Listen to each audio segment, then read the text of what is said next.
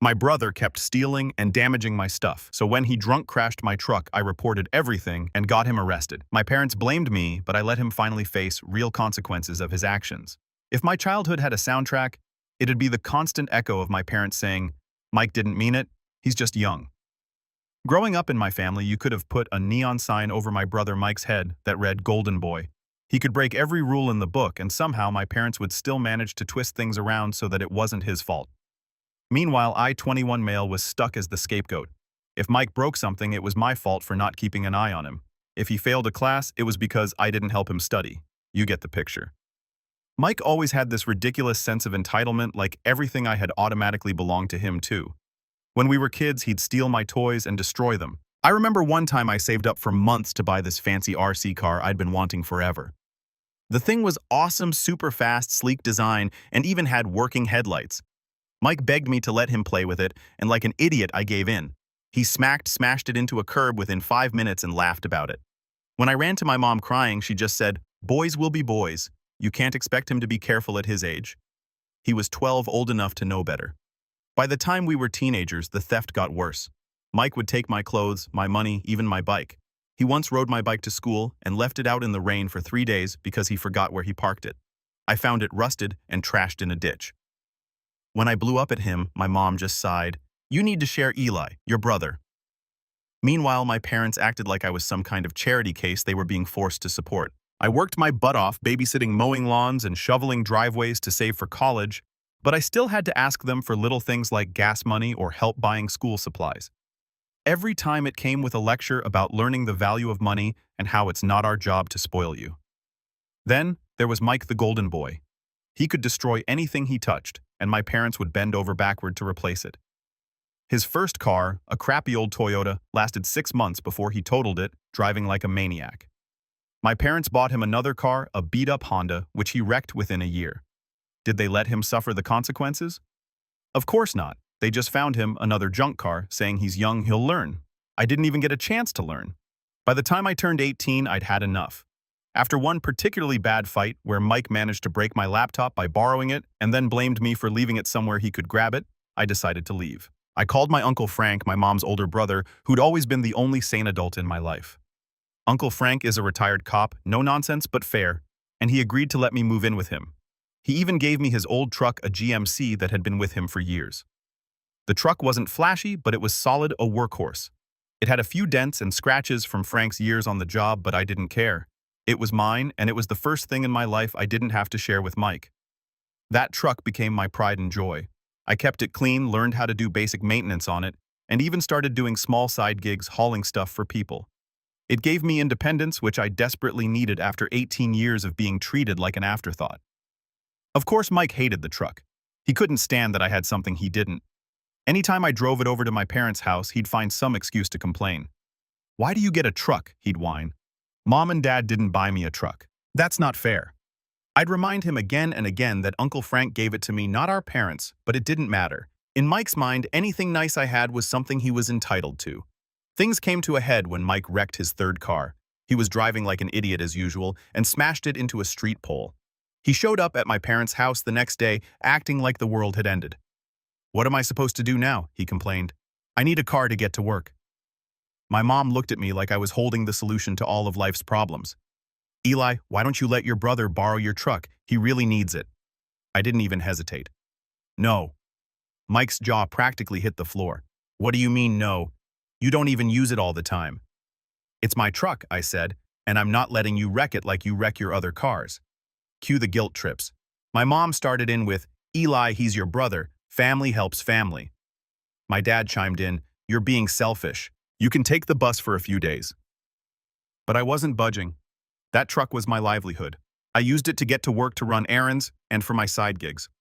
Letting Mike drive it would be like handing him the keys to my life and watching him smash into a wall.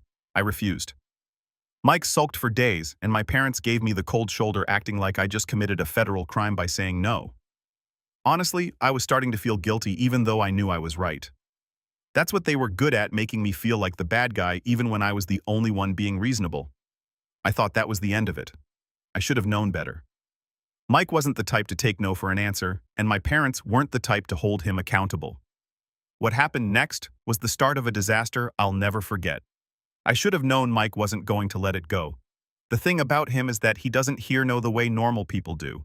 To Mike, no just means try again later or figure out how to get around it. I didn't see it at the time, but when he wrecked his third junk car and I refused to lend him my truck, he wasn't defeated. He was planning his next move. A few days after our argument, I was leaving work and heading to the parking lot. I always parked my truck in the same spot a little further out where fewer cars would be around to ding it. But when I got there, my truck was gone. At first I thought maybe I'd parked somewhere else and just forgot, but after walking the entire lot twice it hit me. Mike, I don't know how, but I knew. I called him immediately. He picked up after a few rings, sounding way too casual. "Hey bro, what's up?" "Where's my truck, Mike?" I asked, trying to keep my voice steady even though I was seeing red.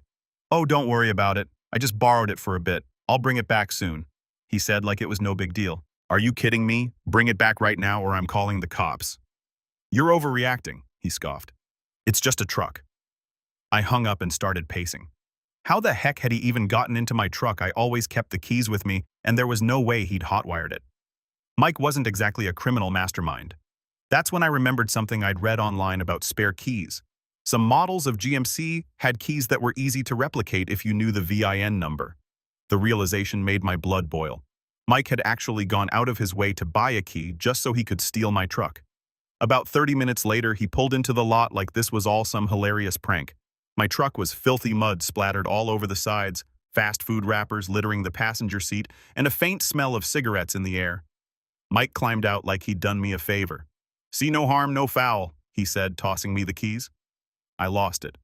"What the heck is wrong with you, Mike? You stole my truck. You trashed it." "Relax, it's not a big deal," he said, shrugging. "I needed a ride to work. You weren't even using it."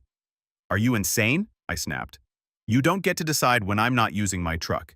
You have no idea how much I rely on it." At this point, a couple of my coworkers were walking by and I could tell they were trying not to stare. Great, on top of everything else, Mike was making a scene and embarrassing me in front of people I work with. I told him to leave, but not before making it crystal clear if he ever touched my truck again, I'd call the cops. Mike just laughed and walked off like I was joking. That was the thing about him. He never took anything seriously. He always assumed that if he pushed hard enough, someone else would clean up his mess. That night, I called Uncle Frank and told him what happened. I was half expecting him to lecture me for not calling the cops right then and there, but instead, he just sighed. "I'm not surprised," he said. "Your brother's been getting away with this mess for too long. You've got to set some boundaries." He offered to help me install a GPS tracker in the truck, just in case Mike tried something like this again. Frank wasn't the type to say things like, "I told you so," but I could tell he was thinking it. Next time, don't even call him. Just call the cops. He needs to learn there are consequences. The next morning, I spent a good 2 hours cleaning the truck. The mud was caked on so thick that it looked like Mike had driven it through a swamp. The interior was just as bad: fast food grease stains on the seats, soda spills on the floor mats, and the cigarette smell that wouldn't go away no matter how much air freshener I used. It felt like a personal violation. That truck wasn't just a vehicle to me. It was my independence, my way out of the dysfunction I'd grown up with, and Mike had treated it like garbage. When I got home, my mom called. I thought maybe she'd heard about what happened and wanted to apologize, but of course I was wrong. "Eli," she started in that tone she always used when she was about to scold me. "Mike told me you yelled at him last night. Was that really necessary?" "Are you serious right now?" I asked. "He stole my truck, Mom." "He borrowed it," she corrected, "and he said he brought it back. You didn't need to make such a big deal about it." "He didn't borrow it. Borrowing implies permission. He stole it and he trashed it." "You're being so dramatic," she said, sighing like I was the problem. "You know how hard things have been for him lately. He's your brother Eli. Family helps family." I hung up on her. I couldn't deal with the mental gymnastics anymore. No matter what Mike did, they always found a way to justify it, and no matter how much I stood up for myself, they always made me feel like I was the bad guy. For a few weeks, things were quiet. Mike avoided me probably because he didn't want to deal with another argument, and my parents gave me the silent treatment. Part of me thought maybe they'd finally realized I wasn't going to roll over anymore, but the truth was they were just waiting for the next opportunity to put Mike's problems on my shoulders. Uncle Frank's advice was starting to make more sense.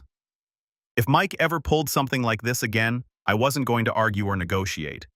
I'd call the cops and let him deal with the fallout.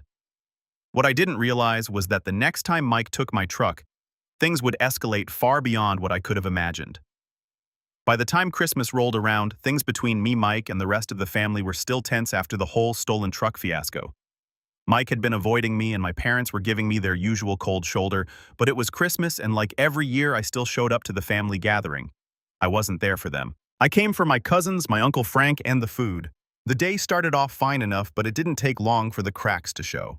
As soon as I walked through the door, my mom gave me one of her passive-aggressive greetings. "Oh, Eli, you made it. I wasn't sure you'd show up after all the drama this month," she said loud enough for everyone in the living room to hear. I ignored her, dumped my coat on the nearest chair, and headed straight for the kitchen. Frank was already there, sipping coffee and chatting with Aunt Linda. "Merry Christmas, kid," he said, giving me a firm pat on the back. He must have seen the irritation on my face because he leaned in and muttered, "Let it roll off. Don't let her get to you." The day dragged on with the usual holiday chaos, kids running around aunts and uncles arguing over politics, and my mom sneaking in little digs whenever she thought no one was listening. "Eli's gotten so protective of that truck," she said to one of my cousins. "It's like he thinks it's made of gold." I clenched my jaw but stayed quiet. No point in starting a fight over Christmas dinner. Mike, on the other hand, was acting unusually quiet. He stayed glued to his phone most of the day, barely making eye contact with anyone. It felt off, but I figured he was sulking because I'd shut him down so hard last time we spoke.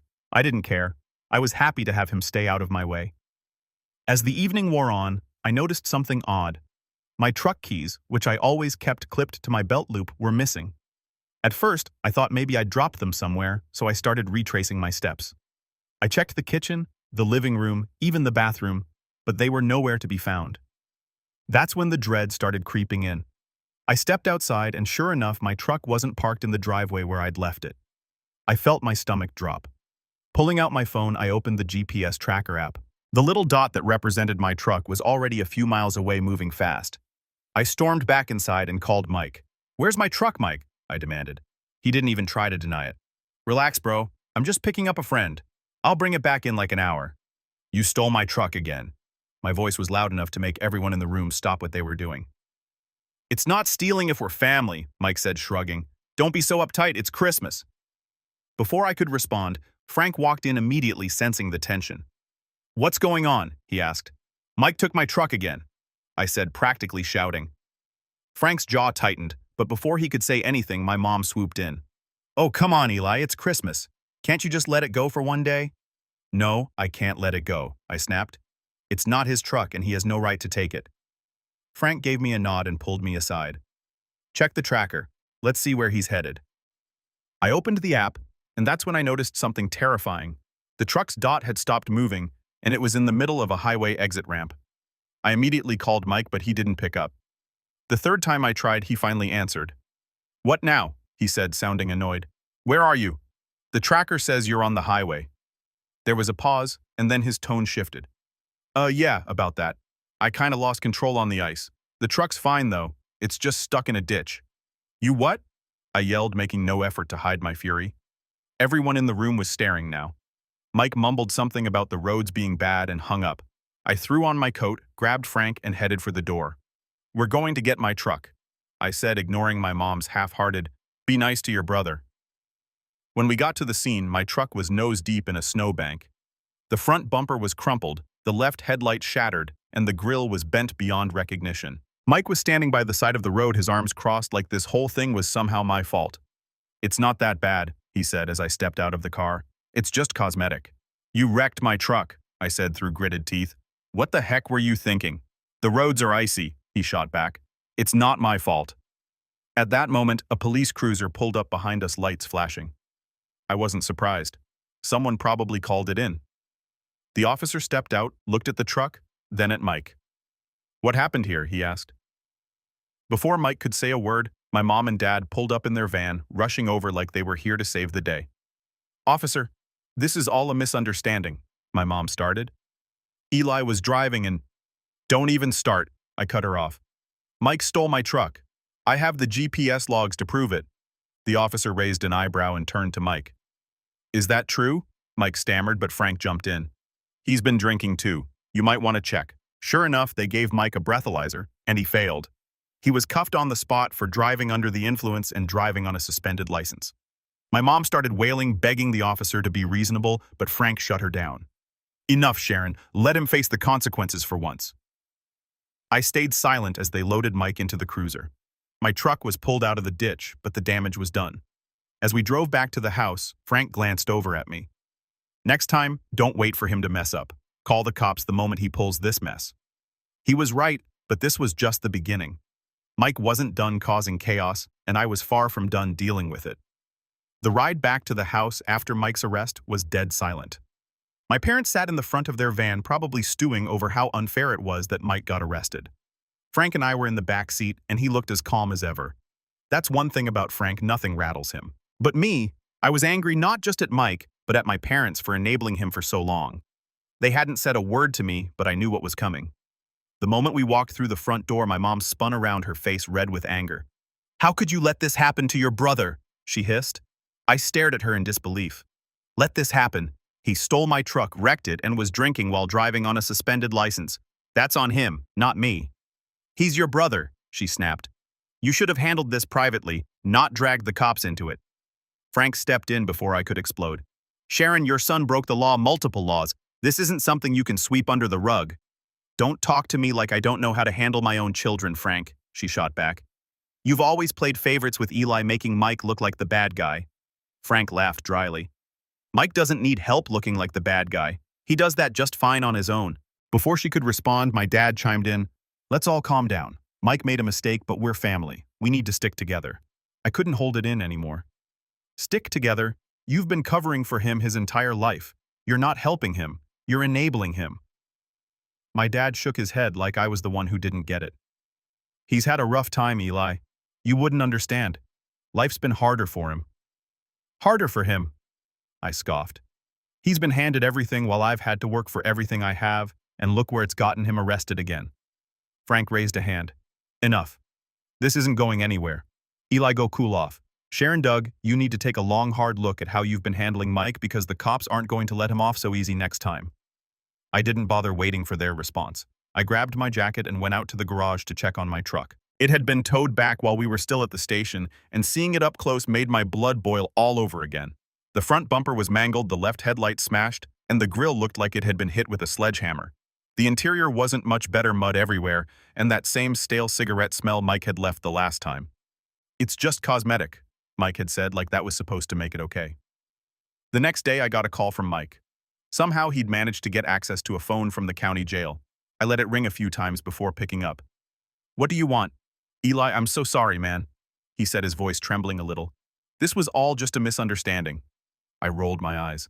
"A misunderstanding? You stole my truck, wrecked it, and got arrested for a DUI. What part of that is confusing?" He sighed.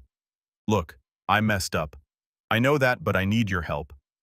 Here it was the real reason he called. "What do you want, Mike?"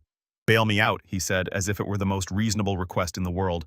"Mom and Dad don't have the money, and no," I cut him off. "I'm not bailing you out."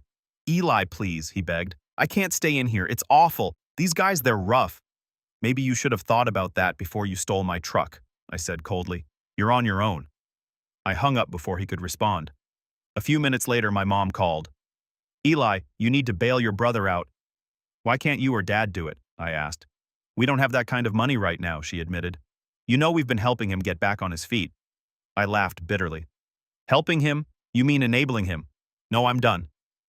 "Eli, don't be like this," she pleaded. "He's your brother."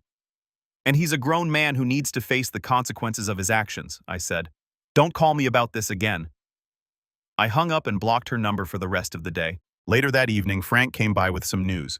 So turns out Mike's not just looking at a DUI. He's also facing charges for driving on a suspended license, reckless driving, and theft.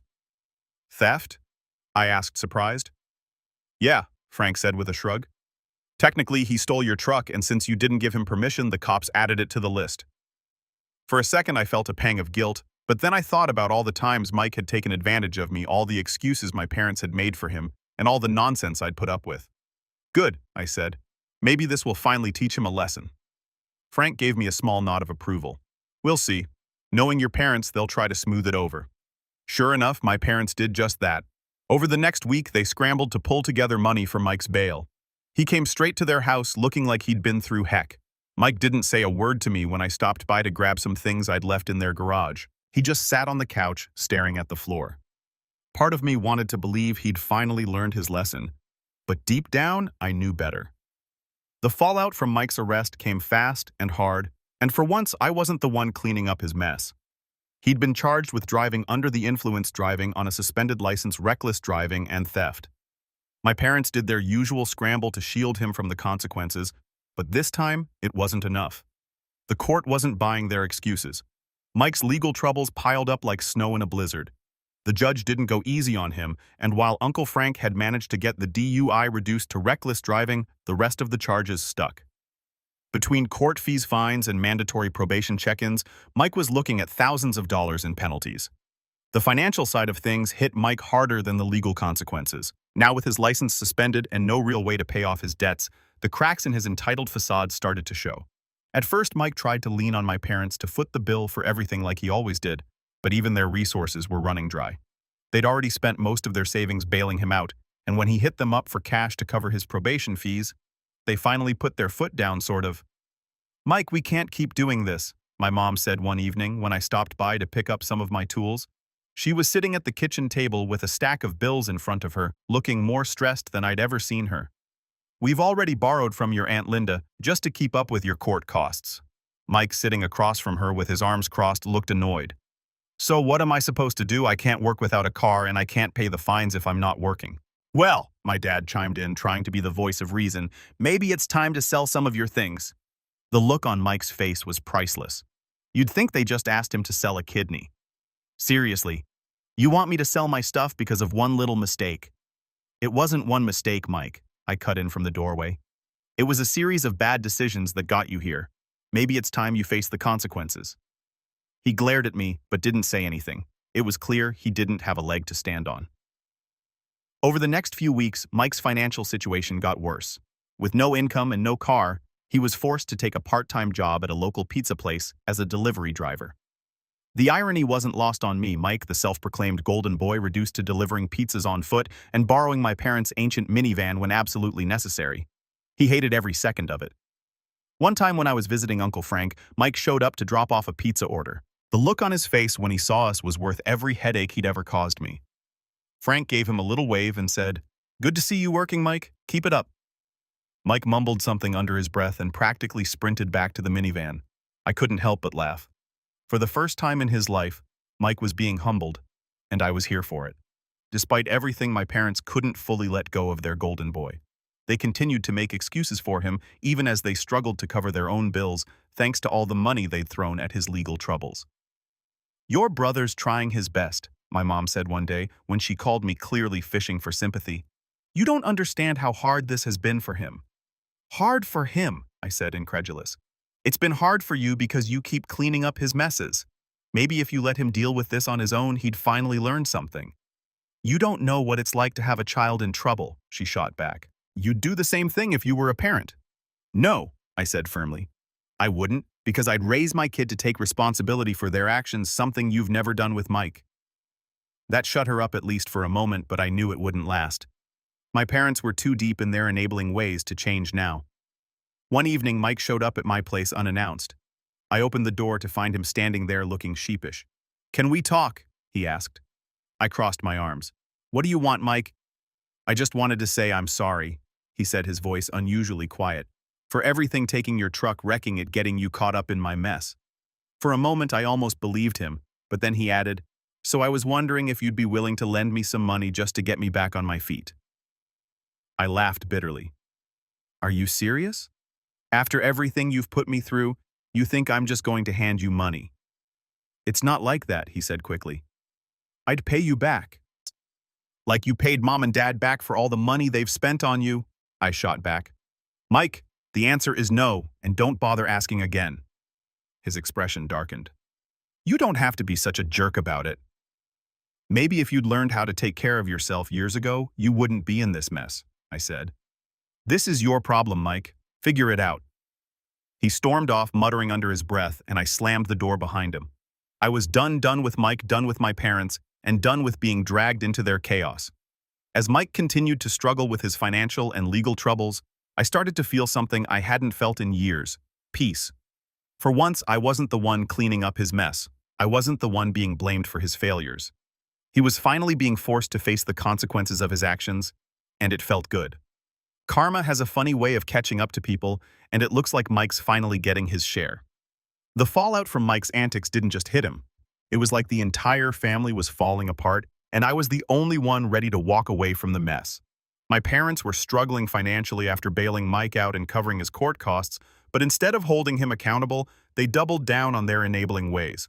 Meanwhile, Mike was still playing the victim, trying to weasel out of every responsibility like usual.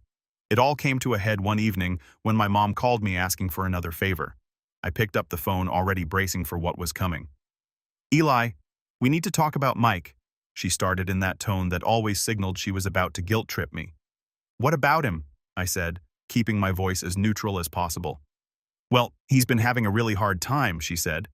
"You know, with everything going on, the legal trouble, the job situation.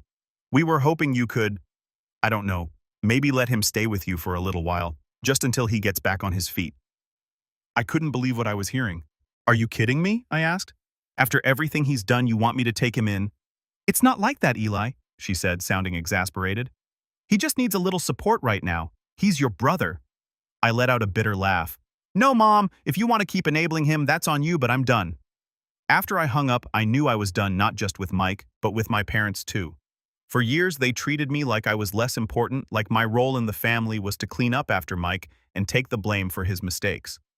I'd spent so much time trying to prove myself to them, but I realized something that night: I didn't owe them anything. The thing about cutting ties with toxic family members is that they don't always take no for an answer. My mom tried calling me a few times after that, leaving voicemails that swung between guilt-tripping and outright denial. "Eli, we need to talk. This isn't like you," one message said. Another one was more dramatic. "I don't know what we did to deserve this, but you're breaking this family apart." Each time I deleted the messages without listening to the rest. I didn't owe them an explanation. I'd already made my decision, and I absolutely don't regret it.